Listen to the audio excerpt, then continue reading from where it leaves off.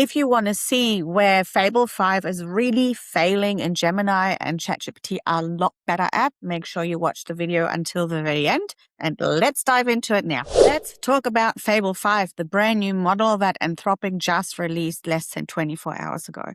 This is their newest model that actually used to be called Mythos, but it was so unsafe that they didn't release it until now. They had 50 companies tested it just to make sure that it was safe from cyber attacks. And now this is the latest model, as you can see on the screen here. And up until the 22nd of June, anyone with a paid plan on Claude can actually use it for free. And if you're using Claude Cowork right now, you can actually do double the usage. So I would recommend test it out like crazy for the next 2 weeks within Claude Cowork. And if you have absolutely no idea what I'm talking about, stay tuned because I will break it down very, very simply. Hi, my name is Julia and I help break down AI, automation and marketing to people that have their own businesses, but not necessarily a tech degree. So welcome to my channel. Make sure you hit the subscribe button for more videos. So how good is it really?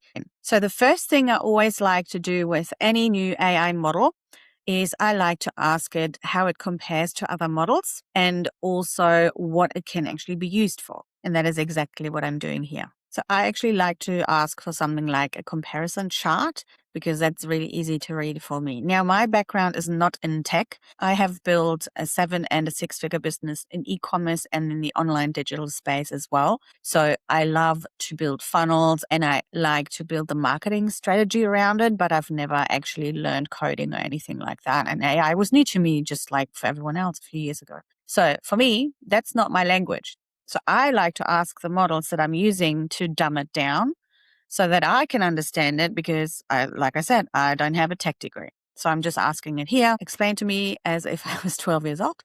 And now here is what I'm getting. It's a lot faster and easier to understand for me. So feel free to pause the video here and read through it. But the 4 main points I want to talk about is what the model makes it different is that it can work on bigger projects and way, way longer without getting confused. It helps with understanding pictures much better. It scores higher on tests. And obviously Anthropic tried to break it really hard first. They didn't succeed. They released it. One other thing that I've seen a lot of people talk about online is that it's extremely amazing at coding. So I ask it here, and I'm going to pause the screen share. I'm asking it here what I should be using it for. That's another thing I will ask any large language model before I use it for the first time or the new model.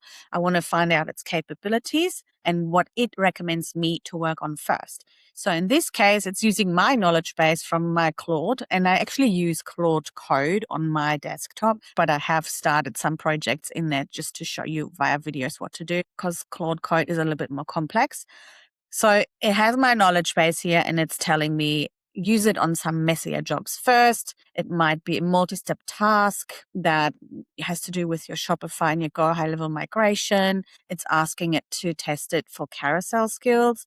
But to be quite honest, from my research and what I've done, I would probably want to start a new project and maybe build an app or something that then can run through the night, which really lets me test the model. One thing to be careful of, though, is how much you're actually paying, because the usage can go up quite quickly, especially if you leave the model alone overnight and it just runs autonomously on its own and figures it out.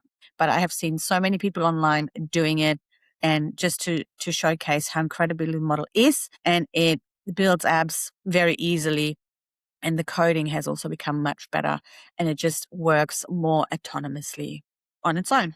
So even though it's suggesting me certain things, I'm actually going to make a separate video where I will show you exactly how I'm building a brand new app or some kind of workflow for my own business that literally I'm going to do from scratch. I'm probably going to do something for my teaching business. Okay, here's just a quick comparison.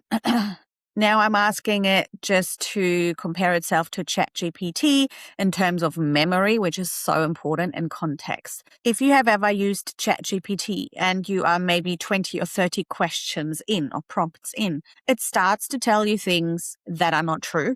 It starts to make up different things. And that's called hallucination, and it will lose context. For example, if you say something in the first prompt and you are talking about numbers or specific names and you try to ask another prompt, maybe 30 down, and you are trying to find out the numbers and people that you were asking about before, it does not remember, which is the memory that I'm talking about and the context. So how well can models retain information really, really far down in the same chat?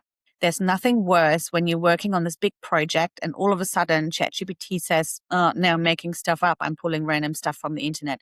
That's not true. That's not what you asked. And it gets very frustrating when you have to start a new chat. So anyway, memory in ChatGPT, not that great.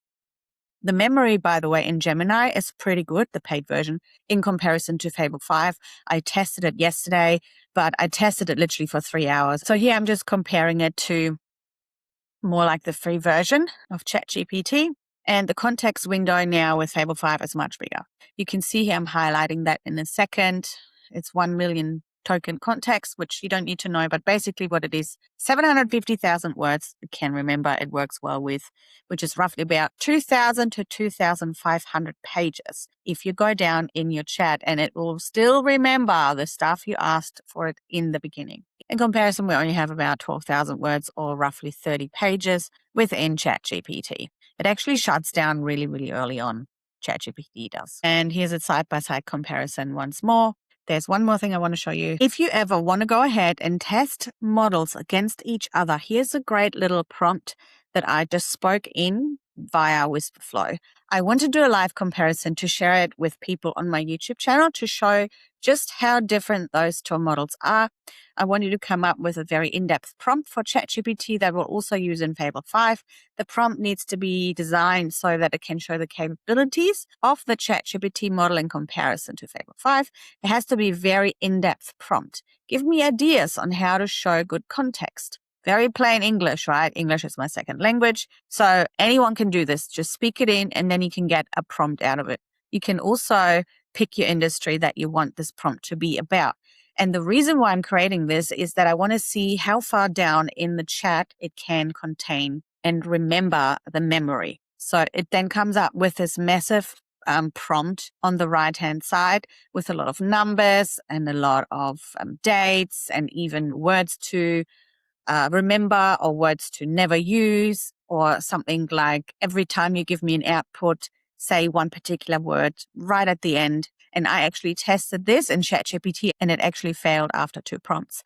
While Fable 5 as well as Gemini were very comparable with each other. So they were pretty on par. And then you just basically follow whatever it output for you and put it into the model and you compare them.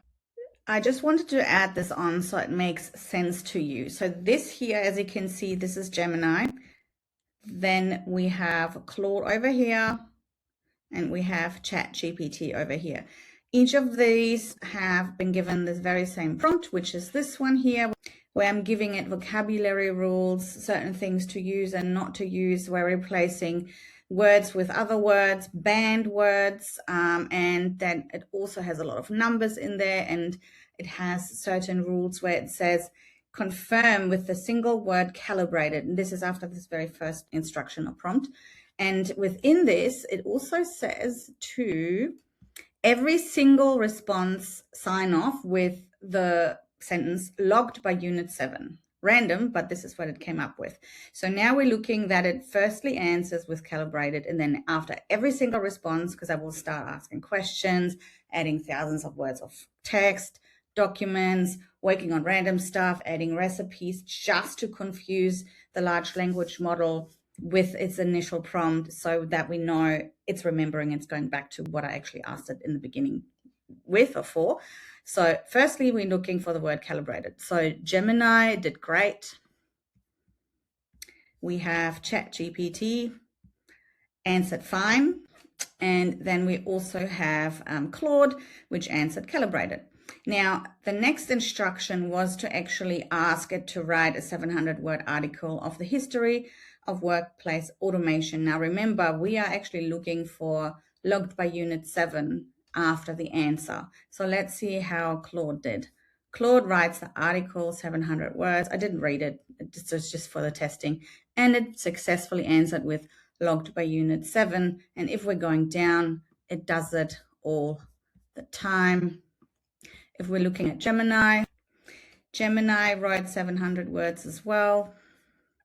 logged by unit 7. Then I asked it more things, logged by unit 7. So this is what I was always looking for, logged by unit 7. And then we are in ChatGPT where I asked it to write 700 words as well.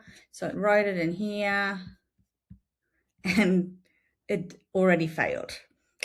Well done, ChatGPT. So this is just to insert in here so you can kind of get an idea of how I was testing the systems against each other.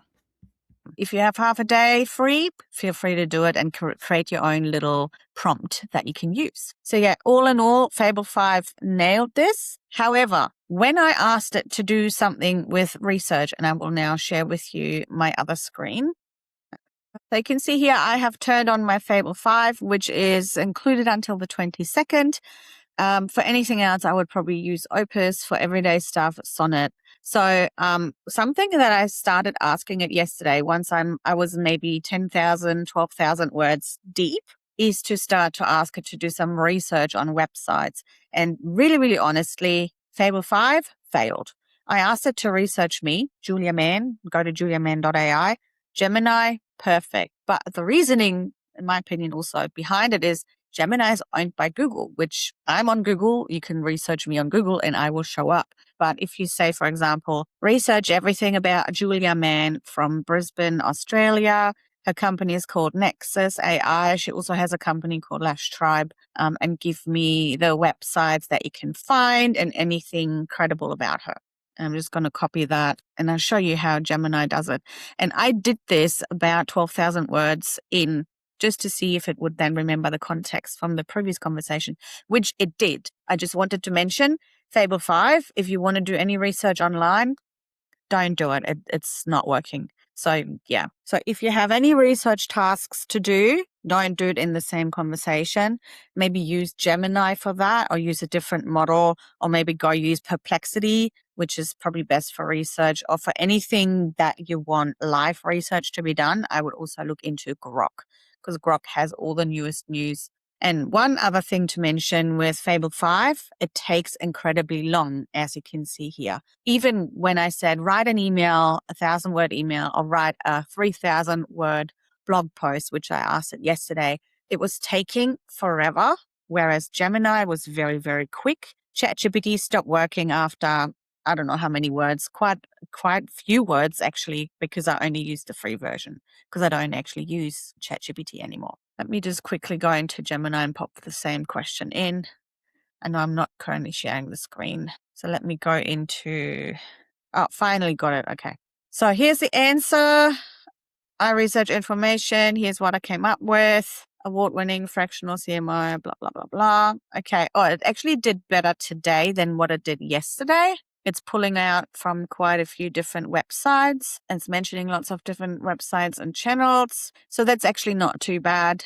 And much better than what it was yesterday. Yesterday, I literally said, do you mean this, Julia Mann? And I even mentioned the company and it wasn't able to do it. So perhaps if you go start something from scratch and ask for web search or research, it will work. But if you do it in a very long chat, for example, you're building an app and you say in between research, blah, blah, blah, that's where it really failed. It didn't work very well. And then when you look at Gemini, it has the very similar output. Actually, I do like the output from Claude a little bit better, the way that it's structured, because it lists all the different websites underneath each other. So, but the content is the same. So that's it. Thank you so much for being here for my very first, I guess, how-to video talking about Claude. I want to do a lot more of these because I think there are so many beginners in AI, small business owners, or people that are just like 40 plus, and it seems all very overwhelming. So if you love these types of videos, please leave me a comment below and don't forget to subscribe. This is barely, scratching the surface, this channel. It's very new, so it would support me a lot. Thank you again so much. I'm Julia Mann. Stay ahead. Oh, by the way, when I say stay ahead, that's how I sign off.